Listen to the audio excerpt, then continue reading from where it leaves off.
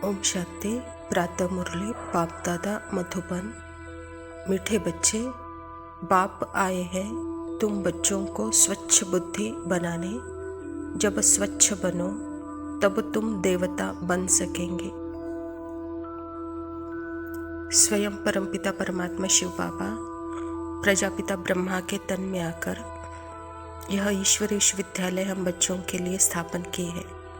और बच्चों को अपने ही स्मृति के बारे में पता नहीं था, तो वह स्मृति दिलाने के लिए बाबा आए हैं। और स्मृति के साथ साथ अपने ही मन बुद्धि संस्कार का ज्ञान भी हम बच्चों को नहीं था। तो बाबा कहता है कि बच्चे सदा स्मृति स्वरूप होकर परमात्मा के याद में रहना ही जैसे कि स्वच्छ बुद्धि। और स्वच्छ बुद्धि वाले बच्चे सदा ही बाप के साथ है, बाप के याद में है। और बाप के याद में होने के कारण बाबा कहता वही देवता बन सकते हैं, कहता बाबा। प्रश्न है, इस ड्रामा का बना बनाया प्लान कौन सा है जिससे बाप भी छूट नहीं सकता? उत्तर है, हर कल्प में बाप को अपने बच्चों के पास आना ही है। पतित दुखी बच्चों को सुखी बनाना ही है। यह ड्रामा का प्लान बना हुआ है। इस बंधन से बाप भी छूट नहीं सकता। परमात्मा पिता भी इस धरा पर आकर पार्टधारी बनते हैं हम बच्चों के लिए, क्योंकि बच्चे इस समय अपने आप को ही भूल करके अपने पार्ट को अर्थात अपने देहाभिमान में आकर अपने आप को ही पापी, दुखी, रोगी, कंगाल अनुभव कर रहे हैं। तो ऐसे आत्माओं को स्मृति दिलाने का काम स्वयं परमपिता परमात्मा का है। और कल्प में एक ही बार है, वह 5000 वर्ष के बाद संगम युग पर 84 जन्म के अंतिम जन्म में परमात्मा आत्माओं को स्मृति दिलाते हैं कि बच्चे यह पार्ट आप नहीं हो। यह देह, पद, पोस्ट, ऊंच नीच, जात पात, धर्म, काला गोरा, स्त्री पुरुष, इस सबसे परे एक अति सूक्ष्म ज्योति बिंदु, शांत स्वरूप, प्रेम स्वरूप, पवित्र स्वरूप आत्मा हो और परम धाम निवासी हो, परमात्मा की संतान हो। जब इस श्रुति में आप टिकेंगे तो सदा का सुख, शांति, पवित्रता का अनुभव करेंगे। तो बाबा भी कहता है कि यही ड्रामा का प्लान है जो मुझे भी पार्ट में आना पड़ता है। मैं भी इस पार्ट से मुक्त नहीं हो सकता, कहता बाबा। दूसरा प्रश्न है, पढ़ाने वाले बाप की मुख्य विशेषताएं क्या है? उत्तर, वह बहुत निरअहंकारी बन पतित दुनिया, पतित तन में आते हैं। बाप इस समय तुम्हें स्वर्ग का मालिक बनाते हैं। तुम फिर द्वापर में उनके लिए सोने का मंदिर बनाते हो। परमात्मा सृष्टि पर जब आते हैं तो माता पिता, बंधु, सखा, सहायक, गुरु, टीचर बन कर के आते हैं। अर्थात हर संबंध निभाने के लिए आते हैं। और जब हर संबंध निभाना अर्थात ही वहाँ पे 100% निरअहंकारी होना चाहिए। और जहाँ निरअहंकारी बना है तो वह संबंध सदा काल का रहता है और सदा काल का सुख ही रहता है। और परमात्मा जैसा निरअहंकारी, परमात्मा जैसा संबंध निभाने वाला, परमात्मा जैसा सदा सुख देने वाला इस दुनिया में कोई नहीं है। वह आकर हमको सर्व कर्मों से, पाप कर्मों से, हिसाब किताब से, कार्मिक अकाउंट से मुक्त करते हैं। इसी कारण ही हमने द्वापर में परमात्मा के मंदिर बनाए और मंदिर भी ऐसे ऐसे बनाए। तो बाबा कहता वहाँ सोने की ढेर लगी हुई है, कहता बाबा। धारणा के लिए मुख्य सार है। पहला पॉइंट, माया का बहुत बड़ा पंप है, इससे अपना मोह मोड़ लेना है। सदा इसी खुशी में रोमांच खड़े हो जाए। हम तो अभी पुरुषोत्तम बन रहे हैं, भगवान हमें पढ़ाते हैं। सबसे बड़ी माया का क्रिएटर मैं आत्मा ही हूँ। अर्थात मेरे मन में ही संकल्पों के द्वारा जो सृष्टि क्रिएट हुई है संकल्पों से, वही सृष्टि मेरे सामने अभी दिखाई दे रही है। तो उसका क्रिएटर मैं आत्मा ही हूँ। तो बाबा कहता, बच्चे आप अपनी रचना को जैसे रचे हो वैसे ही उसका अनुभव कर रहे हो। तो अभी स्मृति स्वरूप हो करके अपने स्वयं के रचयिता रूप में अपनी रचना को भी देखो, तो वहाँ सुंदर स्वर्ग का निर्माण होगा, क्योंकि हर एक का रचयिता आप खुद हो। जैसी रचयिता होती है वैसी रचना होती है।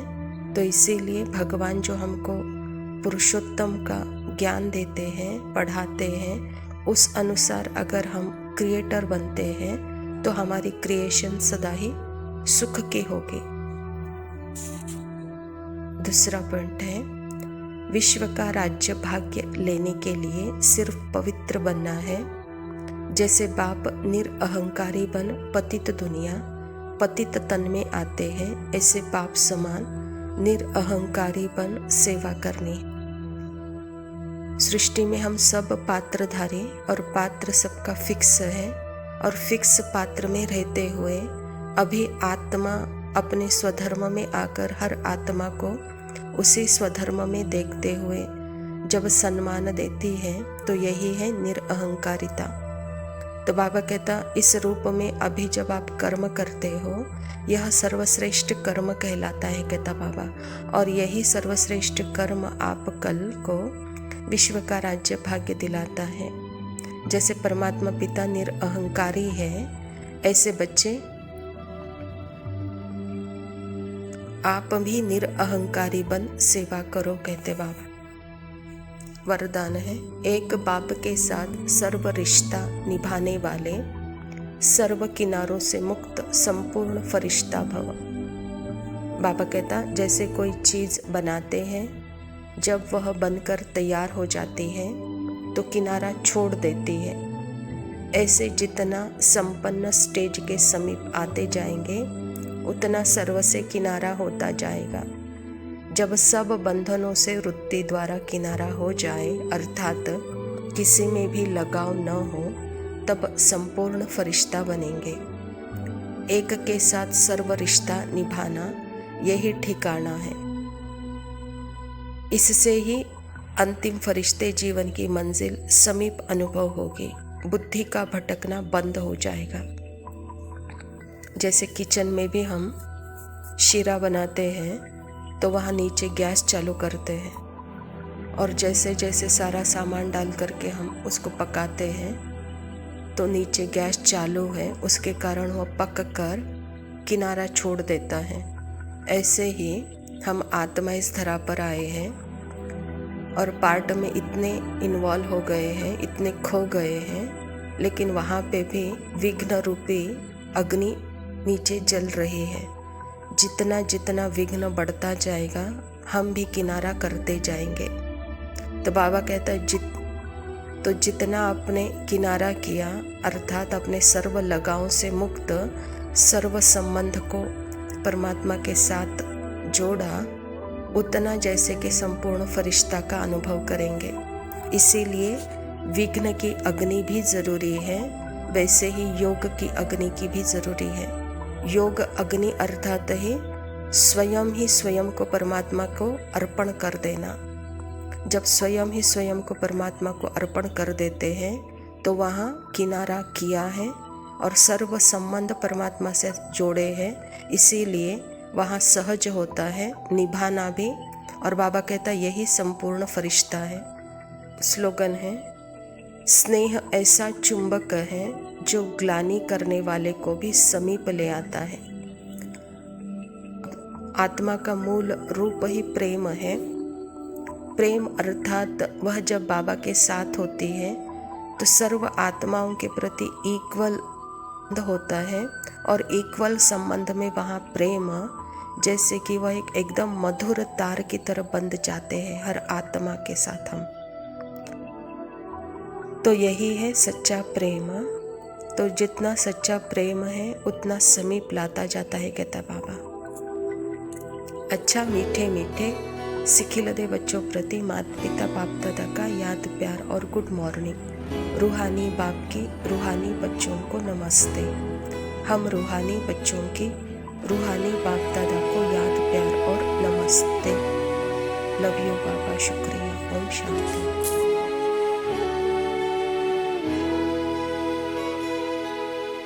आंधिया हो या बवंडर या प्रलय विकराल हो, ऐसा हो दृढ़ संकल्प अपना, जीत अब हर हाल हो।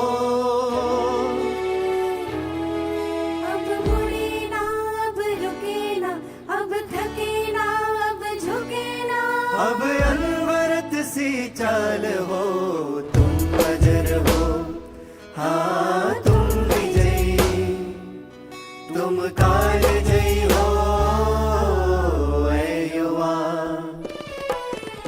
तुम अजर हो, तुम विजयी, तुम काल जयी हो ऐ युवा। तुम अजर हो, तुम विजयी, तुम काल जयी हो ऐ युवा।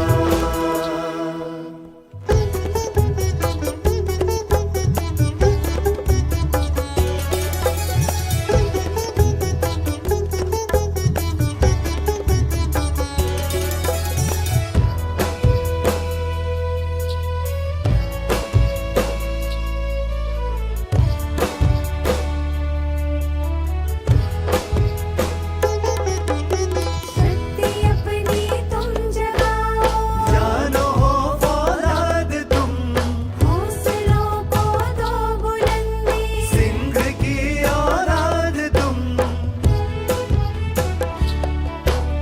शक्ति अपनी तुम जगाओ, जानो हो फौलाद तुम, हौसलों को दो बुलंदी। सिंह की औलाद तुम, वज्र को कर दे विभाजित, ऐसी तेरी ढाल हो।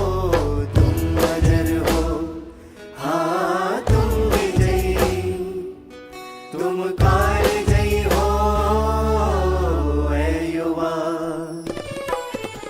तुम अजर हो, तुम विजयी, तुम काल जयी हो ऐ युवा।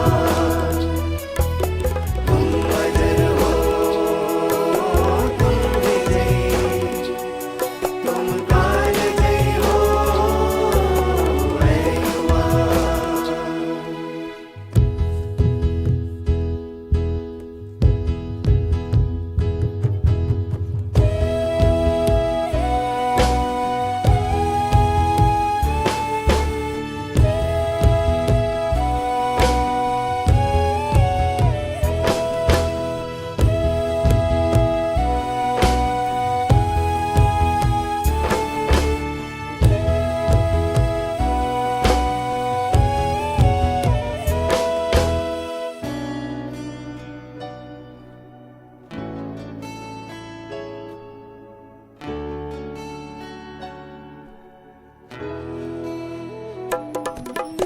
सबके हित की कामना ले, बढ़ते जाओ जोश से, हर बुराई को मिटाना।